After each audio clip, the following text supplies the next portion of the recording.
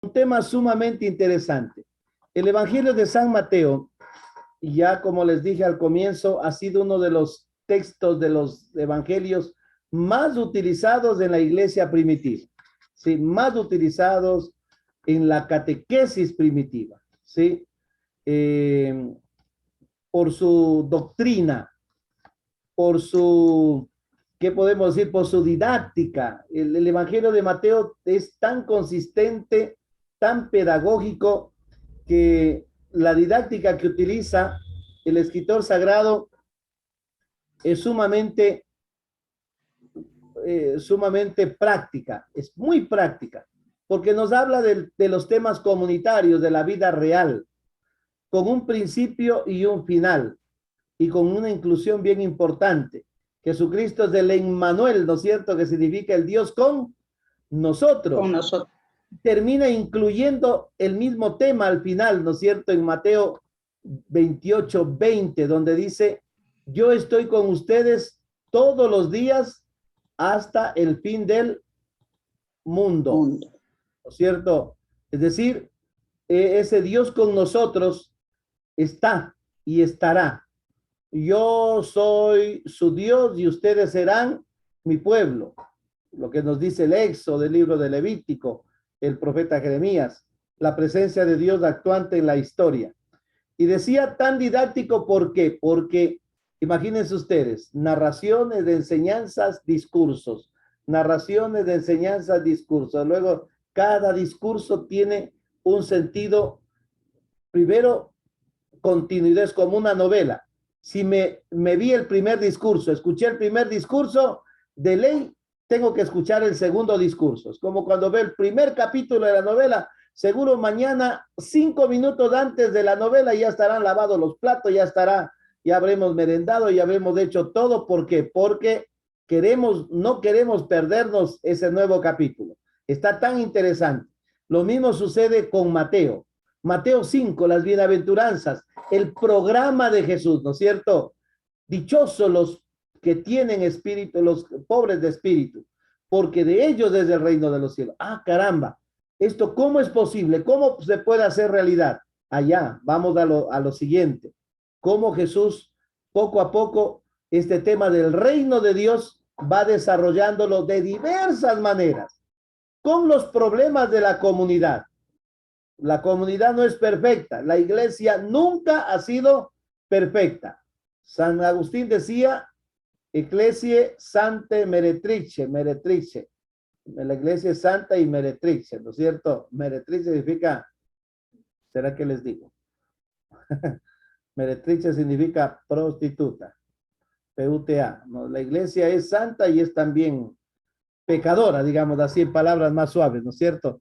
Pecadora. Les voy a compartir entonces el, el PowerPoint. El PowerPoint. Semejante maravilla de PowerPoint.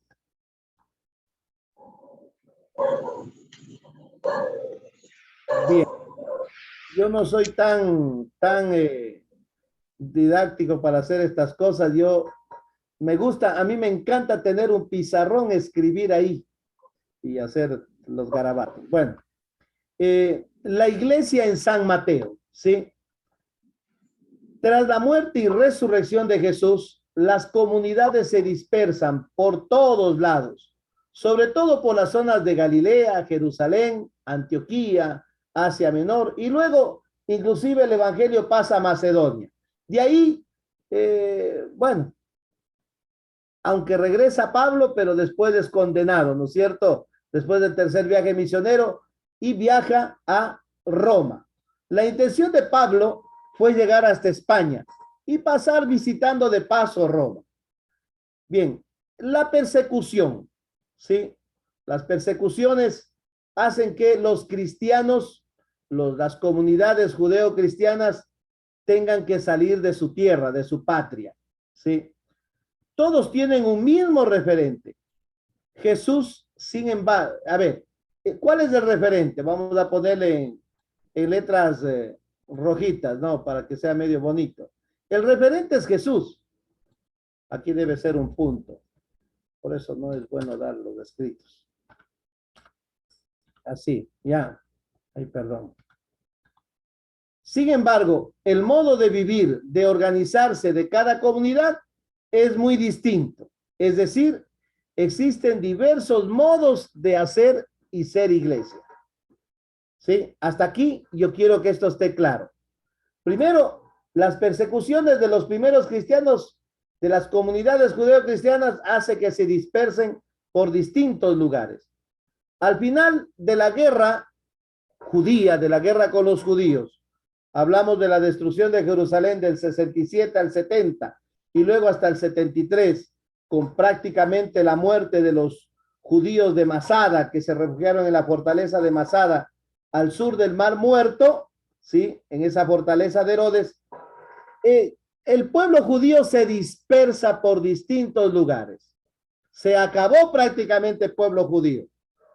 Y verán que el pueblo judío se reivindica. Ya vamos a ver, cuál es el origen de Israel, pero del Israel moderno, ¿no es cierto? El pueblo de Israel se reivindica recién en el año 1948, después de la Segunda Guerra Mundial, ¿sí? 1948. Para que ustedes se den cuenta que ha sido un éxodo, una diáspora larga, ¿sí? Un exilio demasiado largo.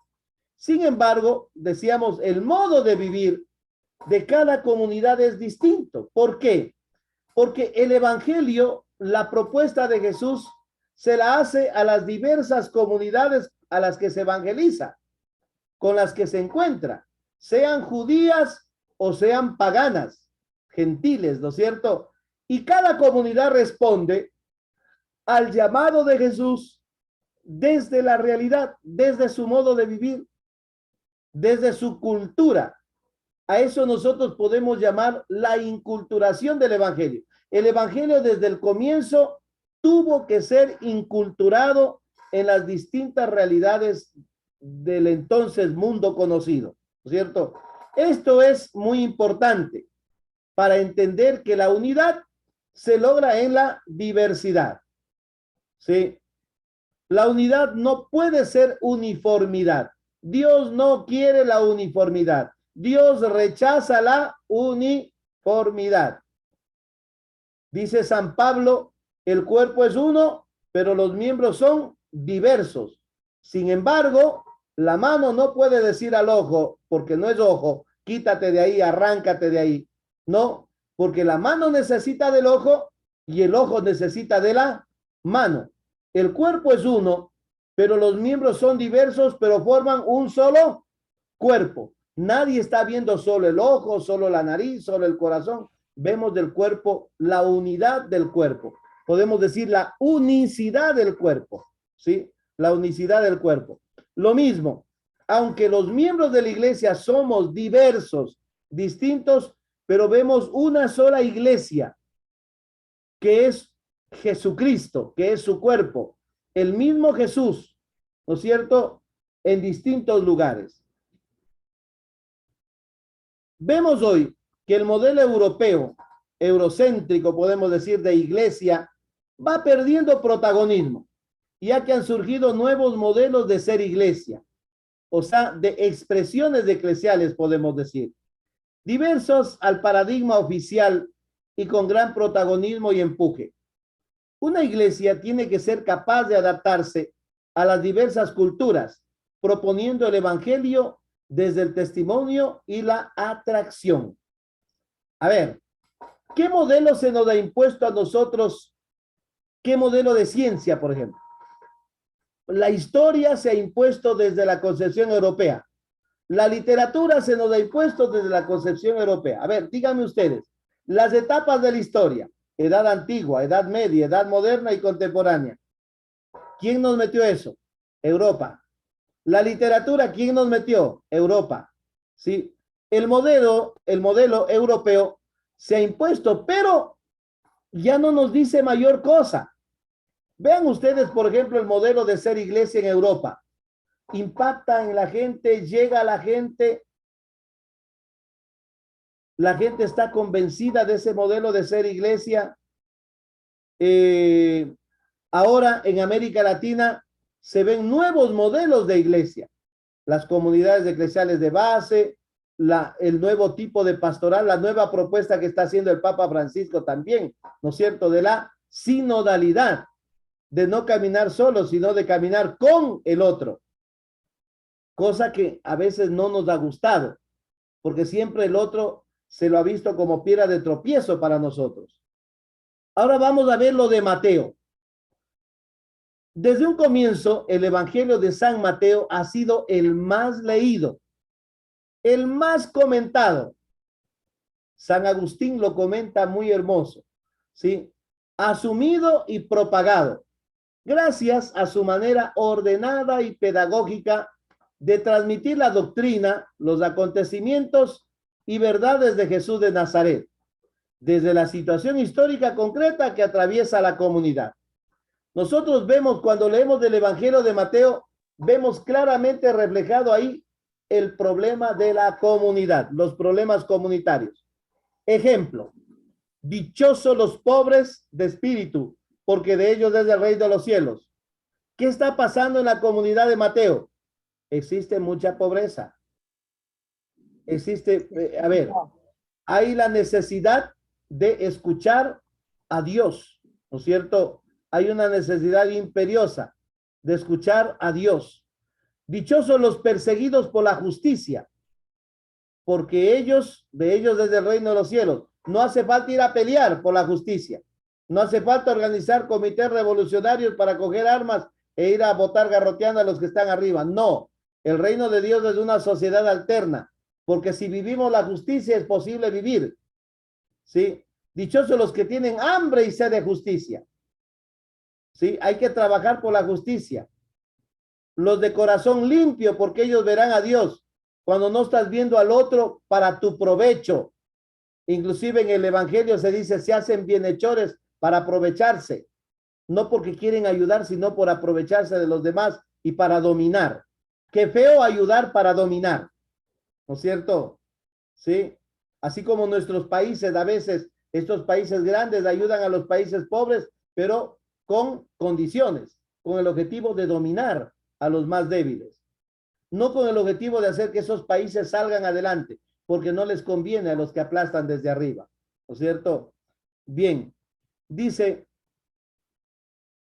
de ahí sus 5 discursos sistemáticos, comenzando con un plan programático muy claro y definido. ¿Sí? ¿Cuál es el plan programático? Las bienaventuranzas. De manera muy esquematizada, muy lógica, lo que está pasando, dichosos los que lloran, porque serán consolados. Dichosos los que trabajan por la paz, porque heredarán la tierra. Sí, la tierra ya no es propiedad de Dios. Según la mentalidad del Imperio Romano, existen los grandes terratenientes, los latifundistas, los que se creen dueños de todo. En cambio, para los judíos no hay esto. Para los judíos nadie puede ser dueño de la tierra es de Dios. Y Dios nos da para que vivamos todos. Y por eso las tribus de Israel se organizan de esa manera, para que todos tengan el pan de cada día, para que todos puedan vivir con dignidad. Y si de pronto alguna de las tribus no tuvo producción este año por algún problema, para eso están las otras, para ayudar, ¿no es cierto?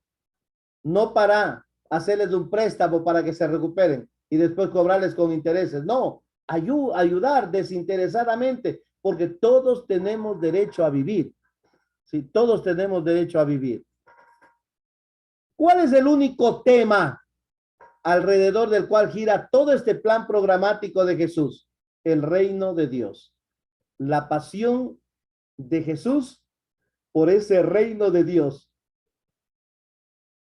A ver, Gladys Serrano levantó la mano, dice. ¿O fue accidente? Creo que fue accidente. Ya, sí, accidente. Bueno. En el Evangelio se nota claramente las preocupaciones de la comunidad mateana, las cuales están descritas en sus discursos, precedidos de importantes narraciones. De ahí su carácter eclesiológico. Por otro lado, es el único evangelio que utiliza por 3 veces la palabra eclesía. De ahí la necesidad de descubrir y conocer la comunidad de Mateo. A ver, primero, problemas de la comunidad. Vean, cuando nosotros vemos si tu hermano peca, corrige las olas, el trigo y la cizaña. ¿Qué problema hay en esta parábola del trigo y la cizaña? De que hay unos que se creen los buenos y siempre estiran la lengua, no hablan mal de los otros, creyéndose puros, ¿no es cierto? Esos son creyéndose trigo, ¿no es cierto? Y llamando a los demás cizaña, hierba mala, ¿sí? Y ellos dicen, hay que cortar de raíz esa hierba mala. En la parábola Jesús dice, déjala que crezcan juntos. No nos toca a nosotros de eso. El mundo así vive, así crece, entre buenos y malos, pero va a haber un momento, lo que a Dios le toca. Si tú juzgas, le estás quitando a Dios lo que a él le toca hacer. Dios es el único que puede juzgar, no tú, ¿no es cierto? No eres tú el juez. Después también esta palabra eclesía, ¿no es cierto? Hay una palabra hebrea que se dice cajal, cajal. De ahí se traduce el término eclesía. ¿Por qué no se dice mejor sinagogue? Sinagogue. Porque sinagoga, sinago, significa convocar, contraer, asistir a la asamblea. Y se utiliza más bien eclesía, un término característico propio del cristiano, de la iglesia, de algo de lo ya conocido en el primer siglo como propio de los cristianos. La iglesia está reunida ahí, que traducido significa la asamblea, ¿sí? La asamblea. De ahí la necesidad de descubrir y conocer cuál es la comunidad de Mateo. Podemos decir que el carácter eclesial de Mateo es muy claro por tres razones. Hay tres razones. Primera razón, el aspecto doctrinal. Este evangelio contiene discursos o síntesis doctrinales adecuadas para la catequesis y la enseñanza, siendo el evangelio más leído y más comentado por los padres de la iglesia. Vean, lean ustedes, leamos desde el capítulo 5 hasta el capítulo 7, ¿no es cierto? 5, 6 y 7.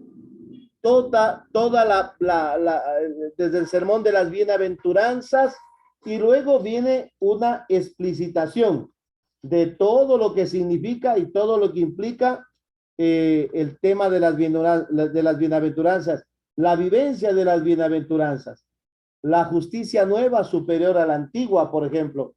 Después tenemos las prácticas del cristiano, totalmente contrarias a las prácticas judías. La práctica del cristiano es la limosna, el ayuno y la oración, algo muy distinto, y no para aparentar, no para ser vistos por los demás, sino porque así tiene que ser nuestro estilo de vida. El tema del ayuno. Después de esto viene el Padre Nuestro. Verán que para el Padre Nuestro se introduce todo un diálogo, perdón, una catequesis sobre cómo orar. Y dice Jesús, para orar, entra a tu cuarto, cierra la puerta y ora a tu Padre que te ve en lo escondido. Al contrario de los cultos públicos, donde nosotros nos hacemos los devotos para que nos admire la gente, para que nos aplaudan. Aquí es todo lo contrario. Entra a tu cuarto, no dice a tu dormitorio. El cuarto es nuestro espacio interior de vida.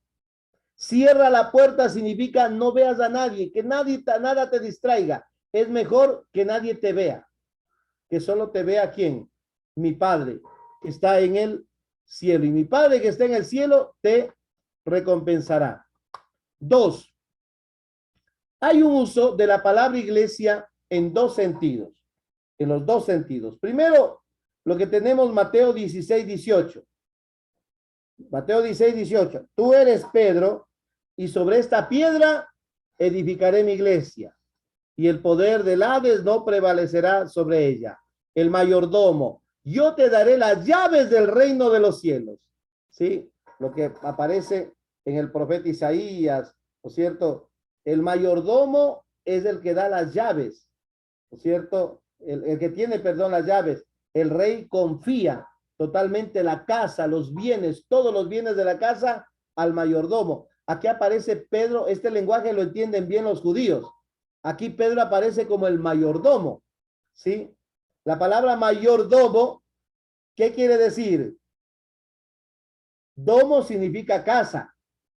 Mayor, el mayor de la casa, el superior de la casa. Y Jesús lo pone como el superior de la casa. Así está, ¿no es cierto? Al entregarle las llaves. Una forma simbólica, una costumbre más bien primero, muy conocida por los judíos. Y después tenemos en Mateo 18:18, donde se extiende a la iglesia local. Uno de los poderes conferidos a Pedro. ¿Se acuerdan que en Mateo 18:18 Jesús dice, les aseguro, eso dice ya a la comunidad, no solo a Pedro, que todo lo que aten en la tierra quedará atado en el cielo y todo lo que desaten en la tierra quedará desatado en el cielo. Y de ahí viene el tema de la oración. Si dos o más se ponen de acuerdo para orar y pedir juntos algo, mi Padre les dará, ¿no es cierto? Inclusive en eso nos ponemos de acuerdo para pedir algo, ¿sí? ¿Qué significa atar y desatar? Lo que la iglesia, la comunidad aprueba, eso se refrenda en el cielo también. Y lo que no lo aprueba, también, por eso hay que tener mucho cuidado, ¿sí? Para dejarse llevar por el discernimiento que nos dé el Espíritu Santo y no sobre lo que de pronto los puntos de vista o las ideologías. Hoy están pidiendo, por ejemplo, al Papa de manera abierta que ya es hora que se dé vía libre al uso de los anticonceptivos. Unos están a favor, otros están en contra. Unos que están a favor dan razones porque están a favor. Otros que están en contra dan razones porque están en contra. Es como la minería. La minería hay unos que están a favor y otros en contra. Hay gente muy científica que da razones por qué sí se debe sacar el oro, explotar una mina. Y cómo se tiene que hacer para cuidar la ecología. Hay otros que no están de acuerdo y también dan razones científicas muy lógicas. ¿Por qué no? Miren que ahí de pronto se pone la cuestión en tela de duda, a veces para la gente, confunden a la gente, unos se ponen en contra de otros y todo lo demás. 3. Mateo es un escrito eclesiásticamente transparente, porque al leer sus páginas se percibe de una manera evidente la vida de una comunidad, sus problemas, sus gozos y preocupaciones. Ahí está los problemas, la mamá de los Zebedeos. Bueno, aquí no la mamá, sino los Zebedeos. Señor, concédenos lo que te vamos a pedir. ¿Qué quieren? Cuando entres a tu gloria, danos un puesto a tu derecha y a mi hermano a tu izquierda. Piden los primeros puestos. Los otros 10 se enojan contra los otros 2. ¿Por qué se enojan? ¿Porque piden tonteras? No, porque ellos también están con ganas de lo mismo. Eso como el Congreso más o menos. Todo mundo quiere el poder y la pugna entre ellos y la pelea entre ellos. Es una comunidad humana, netamente humana, que camina entre luces y sombras. A eso dirige Jesús, ¿sí? Por eso es que no debemos sorprendernos cuando hay problemas dentro de la iglesia que a veces sorprende a la gente, ¿no? Y algunos dicen, no, yo he perdido la fe. No, no, no, no. La fe tiene que estar centrada en Jesucristo, ¿sí? Ahí tiene que estar nuestra mirada. Bien, luego viene el Evangelio en la iglesia de Antioquía. Mateo fue escrito probablemente en Antioquía de Siria, ciudad cosmopolita. ¿Qué significa cosmopolita? Que vive gente de todo lado. Hay gente de todo lado. Muy importante del Imperio Romano. Parece que era la segunda o tercera ciudad más importante después de Roma, ¿sí? Era grande. Hechos 8 nos habla de la persecución contra la comunidad. Ahí dice que después del martirio de Esteban, ¿no es cierto?, el diácono, los judeocristianos huyeron, ¿sí? Huyeron. De tal manera que en el capítulo 11, 19 de los Hechos ya los vemos a los cristianos de Antioquía. Se dice que ahí por primera vez fueron llamados los seguidores de Cristo con el nombre de cristianos, ¿no? En una comunidad donde convivían pagano cristianos y judeo cristianos. Esto es importante tener en cuenta. Ahí estuvo Pablo, ahí estuvo Bernabé. En el año 42, Pedro de Jerusalén sube a Antioquía, subió para allá y se quedó ahí.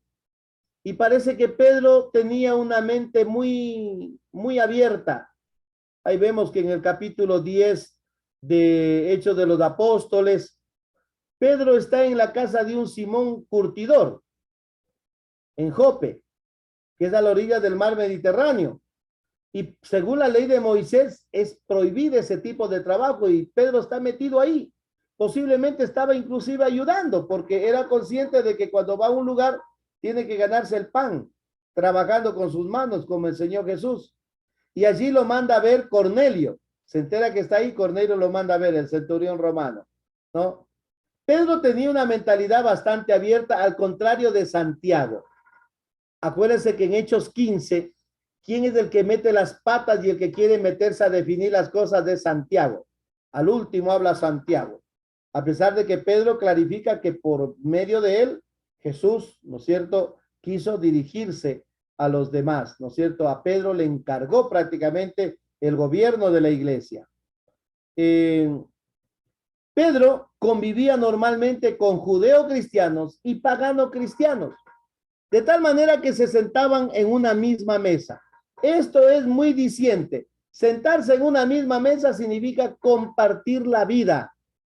Y para un judío era imposible compartir la vida. Compartir la vida implicaba compartir la comida, las costumbres, todo eso. La mesa no es solamente la comida que se come, el café, el almuerzo y la merienda. Es la misma vida, ¿no es cierto? La misma realidad, sin recelos.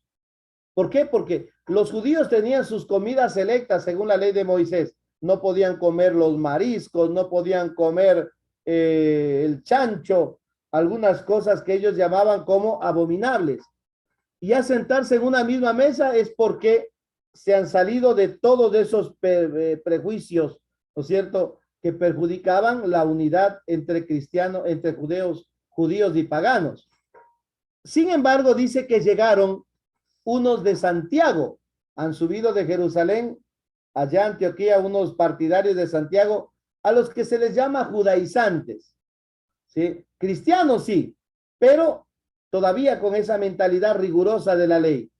Y Pedro, lo que comía, convivía bonitamente con los paganos, como que se arrecela y se hace aparte, y no quiere ya compartir con los paganos. Lo mismo le pasa a Bernabé, a tal punto que Pablo se enoja y le llama la atención a Pedro y le dice: tú, siendo judío, vives como pagano. ¿Cómo obligas a los demás, a los paganos, a judaizarse? Le llamó la atención y Pablo mismo declara eso, que era cabeza de la iglesia, columna de la iglesia, pero me vi obligado a reprenderlo. Es como que de pronto un cura reprenda al obispo o de pronto un obispo reprenda al papa, ¿sí? Pablo se vio obligado a reprenderlo. ¿Por qué? Porque estaba su conducta digna de reprensión, dice Pablo. Eso está en Gálatas 2, 11, 14. Sin embargo, después de ese caluroso conflicto, eso dio como resultado que Pedro siga ahí y parece que la comunidad de Antioquía está bajo el mando de Pedro y Pablo continúa como misionero itinerante, se va por otro lado. Al final prevalece la postura de Pedro, mientras que Pablo continúa su misión de manera independiente. Este conflicto podemos verlo en Gálatas 2, 11, 14. Ustedes tienen en su Biblia, pueden leer el texto tranquilamente. La base cristológica de la eclesiología de Pedro. Esta parte más vamos a ver porque ya nos llegó las 8. A pesar de que la comunidad de Mateo es judeo-cristiana, toda comunidad se caracteriza por su fe en Jesús. De ahí la pregunta: ¿cómo comprenden a Jesús y cómo vinculan la comprensión cristológica con su concepto de iglesia?